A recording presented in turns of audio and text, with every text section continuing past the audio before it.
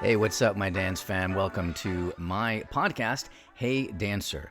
I am so excited to have you here. I am your host, Miller DeRay, and in the last episode, we talked about this whole idea of feeling rusty after missing just one dance class. Maybe two, maybe a week. And that is something every dancer is always lamenting, and we all love to say it. I'm so rusty, I missed a class. And I think I proved in that episode, hopefully I did, that is really a myth. It turns out it takes a lot more than a single missed class or even a month, to really feel off. That's what the science shows. But what about when that break turns into something longer, a few months, a few years, or even, if you're like me, decades? Now, whatever the reason you left dance or took a break ultimately is not the point here. I mean, it could be that life just got in the way, you got preoccupied, you had different priorities, maybe you had an injury, or maybe you just weren't inspired anymore by the studio you were taking classes at. The point is, you've been gone. It's been a long break. And in today's episode, I'm just going to walk you through, steps you can take before you actually get back into the studio. The things you can do from home, maybe even at the gym, mentally, physically, to make that first class back or first few weeks back feel a little easier, less daunting, and a lot less overwhelming. Because let's be honest, getting back into class after a break or entering class for the first time, maybe even ever, if that's your situation, comes with, a whole wave of feelings. Am I right? I mean, I don't care who you are or where you are in your dance journey. We're talking nerves, excitement, doubt, self-consciousness, imposter syndrome, a little, do I even belong here anymore? We all feel it. All of it. And let's not forget the good old, fear of being seen or being watched or being judged by others, or honestly, just judging ourselves a little bit too harsh. That inner critic, it is loud sometimes. But I want this episode to help you turn down the volume on all of that. I want to help ease some of that, to help you feel more ready before you walk into that first warm-up. And actually, I think this episode is helpful whether you're coming back after a long break or even if you're right in the thick of class at this moment and you have been training. But again, most specifically, it's for those of you who haven't stepped into the studio in a long while. Now, in the future, maybe even in the very near future, I'll be doing some episodes on what to do once you're in class to make that process easier, like finding the right studio or classes for you and stuff. But this is all about prepping before you've even found the studio, before class even starts. It's that interim, this in-between place of making the decision to get back into class and actually taking that first class back. So, let's start with a little bit of a backstory here. When I started dancing again after 3 decades away, people kept saying, "You're so brave." And honestly, I still get that a lot. I recently had an interview with someone who reached out in my DMs. I had put up a post about, physical therapy and healing, and this person reached out and said, "Hey, I have this protocol." And we actually wound up chatting, and the first thing they said was, "Your story it's so inspiring. It's so brave that you returned to dance after so long. I could never do that." The point is, I hear this a lot. It's all very, very sweet. But honestly, I didn't feel brave. I felt called at the time. Like it was a mission to get back into dance. There was just something in me that said, start. So I did when I was living in Orange County, California, some years ago, but I had no idea where to start, how to start, except for spending an absurd amount of time trying to find a studio that was nearby. That was for sure my biggest challenge. If you haven't seen, by the way, my Return to Dance docuseries, which chronicles all of this, you got to check it out. I'll leave the link below in the show notes. And if you're watching on YouTube, I'll just put a card. It's on the screen. There's the card.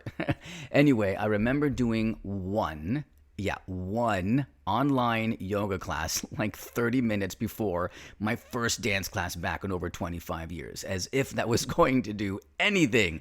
And by the way, that was after a full day at the office. So this episode is also for me back then, because I get it. I've started and restarted my return to dance journey many times when I was in the OC, as I mentioned. And that was after 25 years, right?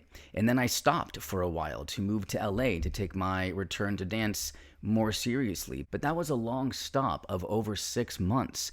Then I'm in LA, I've moved here to get back into it, and I do hardcore for 2 months. And then the pandemic hits. So that was another stop for almost a year and a half, I think, maybe a little over that. And then I start again. Now we're in 2022 and I'm dancing hard throughout the year until I'm sidelined with injury or chronic pain, whatever it is, and cut to now. And I haven't danced in almost 2.5 years. So if anyone understands what it takes to get back into class after long periods away over and over again, it is me. It is yours truly.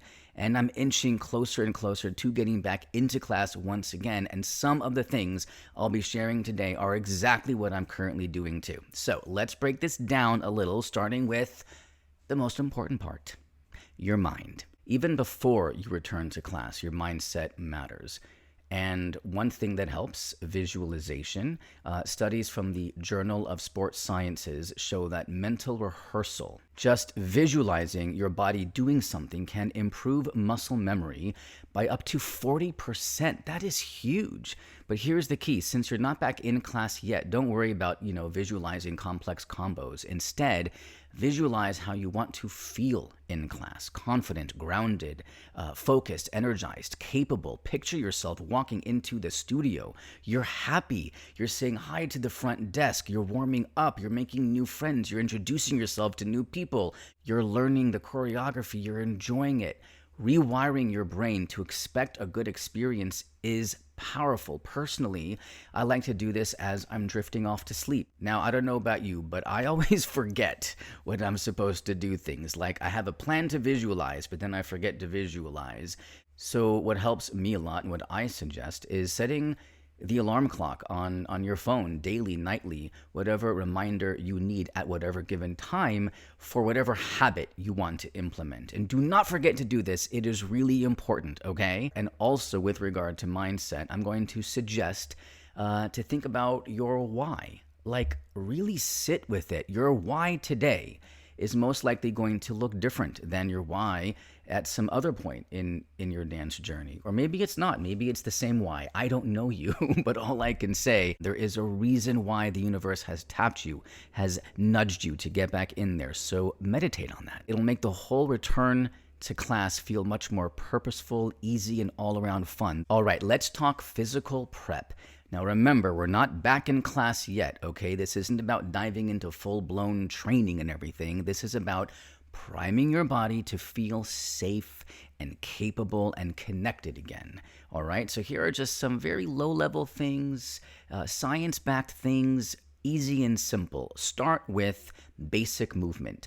I'm talking, this is what I do currently for the last couple of months. I wake up in the morning, I pop up, before my feet hit the floor, I'm kind of sitting on the edge of my bed, and I let my feet dangle, and I start working my joints. So I'm doing ankle rolls. 10 reps on the right, 10 reps on the left. I do wrist rolls, same thing, neck rolls, shoulder rolls. I highly recommend doing that first thing in the morning, or maybe throughout the day when you're working at your laptop. You're sitting at your desk. Take 60 seconds. Do that alarm clock thing. Remind yourself to do it. Here is why doing this is actually important. These basic movements reawaken joints and muscles in ways that help rebuild neural pathways without stressing the body. Moving on to the next, cross-train. I might recommend starting off with just, I don't know, again, maybe you have been going to the gym this whole time, or I don't know, but for sure, you should be cross-training. And I may recommend or suggest to start with something gentle, like swimming, cycling, going for long walks, doing the elliptical. All those things are your friends right now. Scientific reports found that 20 to 30 minutes of cardio keeps up your stamina without putting pressure on dance-specific muscles. A lot of pros swear by doing things like this, during long breaks or right before you get back into class. Just enough to get the heart rate going, to get the stamina, to get the endurance going again, I'm also going to recommend to focus on your core. There's no need to go wild here, maybe hold a plank for a minute a day, find a gentle Pilates routine, maybe online. There's a lot of them. Just do some ab work at home, crunches. Research like a 2006 sports medicine study by Kiefer says core strength improves post-break balance and reduces that wobbly feeling that we all dread, when we get back into class. Foam rolling is another one I highly recommend. Foam rolling pre-class improves mobility and cuts stiffness by 15%. 5 minutes can do so much. Now, for me, I get this weird back thing when I'm in class a lot. It kind of feels like my back is almost about to tweak and almost about to pull. And I have found that this deep tissue foam roller that I have, which I'm not going to lie, it hurts a lot when I first do it after having not done it in a while. And then once I start doing it for maybe a week or two, it's not so bad. But it's been a real game changer for me before and after class. It's like a free chiropractic session. I'm not joking. It's realigning and readjusting my spine, just rolling it out. It's always popping when I do it. And when I do it consistently, my back issue just goes away. So, if you're brand new to foam rolling or it's been a while, just go gentle. No need to go straight to that deep tissue beast that I have, unless you're trying to, cry in the name of mobility. What's funny is when I go to my chiropractor, who always works on the back, if I do that foam roller, the deep tissue one, before I go to see her, she has nothing to crack.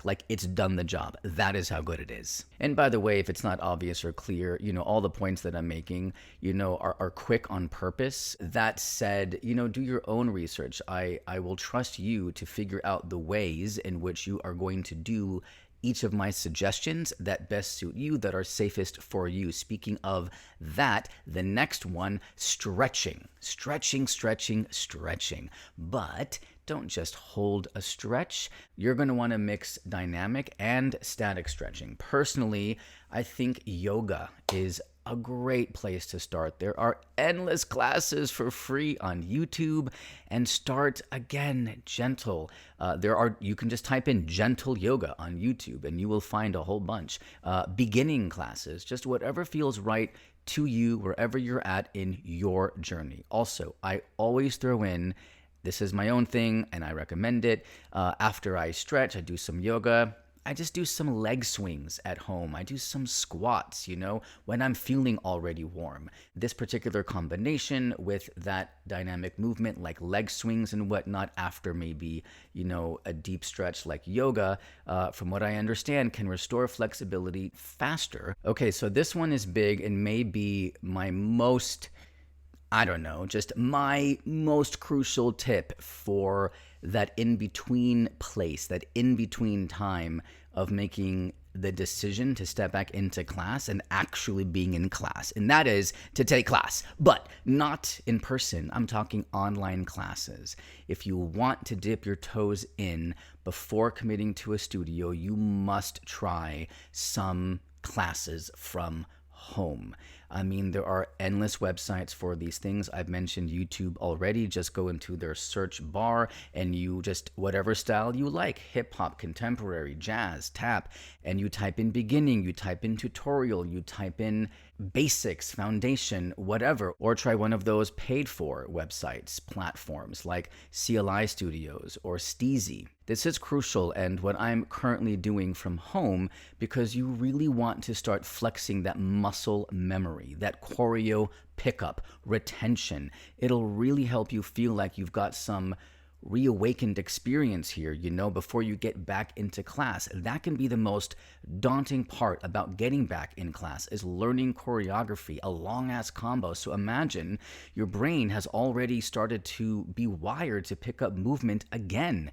It's really a lifesaver for returning to class. You don't feel so fish out of water. Hopefully you can practice with a mirror in front of you, but if not, you can and honestly should, no matter what, film yourself learning and performing combos from home. The things you will learn by watching yourself, priceless. I may also suggest, if it's an option for you, to rent out a dance studio space and practice there too. I know for me in LA, there are a couple of different places that are maybe $40 an hour, and that's totally worth it. Do you know, to bring your laptop, you have a whole mirror in front of you, and maybe do it once a week, practice a combination, or maybe you practice the combination from home and then you rent out a studio space to really, take advantage of the space. And if you want to keep it even, I don't know, more casual, another branch off this tree, of the learning choreo tree from home, is to practice trending social media dances. I mean, a lot of dancers have ego around that. I don't. In my opinion, dance is dance and movement is movement, and picking up steps is picking up steps, and it can be hard no matter where or what. And seriously, it doesn't have to be that crazy deep. It just gets you back into learning movement, timing, musicality, and fun. And to be honest, a lot of them are way harder than they look, but it's just you on your own. You're not posting this. There's no need. I mean, if you want to, yeah, please go ahead. I'm just saying, practice learning choreo whenever and wherever and however you can. Again, I really cannot stress this aspect enough. When your brain is accustomed to, has been wired to picking up more and more counts of 8, there's just a confidence that is built in. Oh yeah, I did 6 counts of 8 yesterday. No problem, I can do 7 today. What? This combination only has 5 on YouTube today? 5 counts of 8? Ha! I got this in the bag. It's just about the repetition. It's about the showing up and proving and showing yourself that, yeah, you can pick up choreo, and it's just at home, and it's fun, and it's a good time, so no excuses. Moving on now. Let me guess, you're busy. We're all busy. I talked about this in my episode about Einstein time. I'm busy is the new I'm fine when someone asks, how are you? But if you're listening to this, there's probably something in you that wants to dance, or at least is thinking about it. That's not an accident. Listen to that voice, okay? Figure out where class fits. Move things around. Treat it like something that matters, because it does. Studies show how we often underestimate how much we can shift our schedule if something truly matters to us. So make the time. When I first returned to dance, I was working a full-time salary job. I'm talking 8 to 4 or 8 to 5 p.m. Monday through Friday, plus a restaurant gig. 4 nights a week. I literally only had 2 weeknights and 2 weekend days as options to take a class. And the studio that I found, by the way, was closed on Sundays. Oh, and did I mention it was a 2-hour round-trip drive to the studio after a full day at the office? But I made it happen. And if you want it, you can too.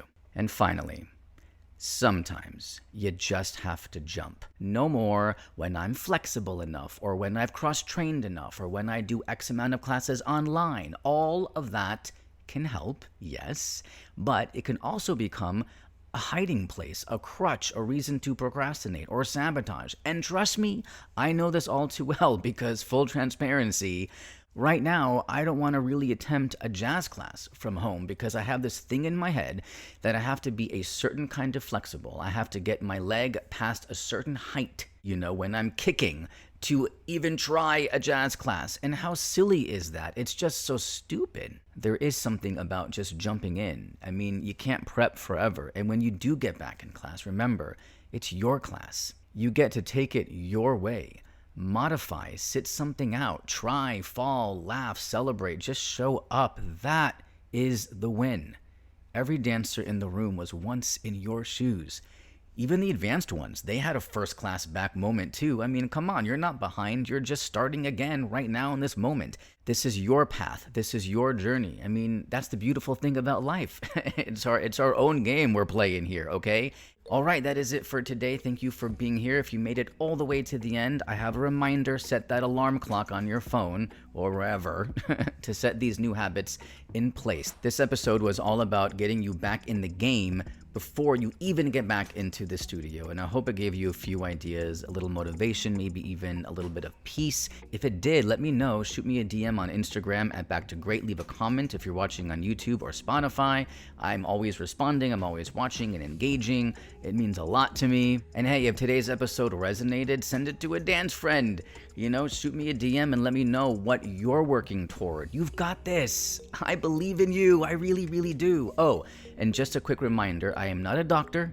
I am not a physical therapist. I'm not a mental health professional. Everything I share here is based on personal experience and research. Always consult a professional if you're unsure as to what is best for you. And in my next or soon-to-be next episode, I'll be talking about ways to make your return to class much more successful after what we talked about today, right? That interim, that prep work. After that phase, the next phase is coming up soon. So stay tuned and make sure you're following the podcast, subscribe and like and comment and all of that. Okay, until next time.